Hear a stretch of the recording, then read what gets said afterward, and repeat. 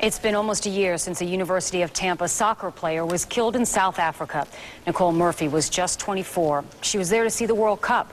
Murphy's death still tears at her family, and as Jeff Butera reports, they fear they may never see justice for Nicole.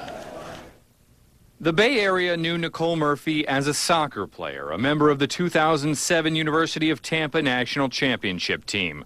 But Dan and Danielle Murphy knew her as family. She was all you'd ever want in a daughter. In her own little way, like goofy and funny. Accomplished almost everything she attempted.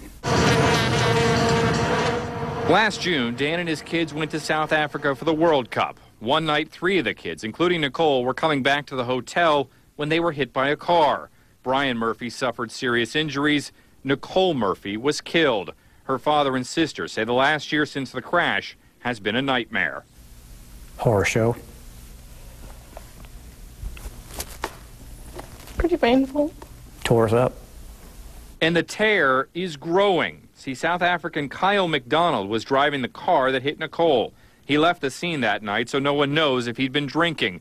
He faces a charge equivalent to vehicular homicide. But in Dan's mind, the prosecutor is trying to throw the case. Dan says so far in the trial, the prosecutors called very few witnesses to talk about Nicole's death, and some of them have helped the defense, not the prosecution.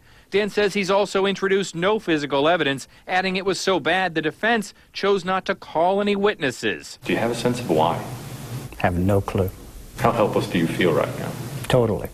So I called the U.S. Embassy in South Africa. They say it is their responsibility to monitor cases like this and keep the family informed. But they admit, ultimately, it's South Africa's jurisdiction. It's their case, it's their call, and there's nothing they can do about it. What's right needs to be done. I would hope for some justice for my daughter. She deserves it. Jeff Butera, ABC Action News.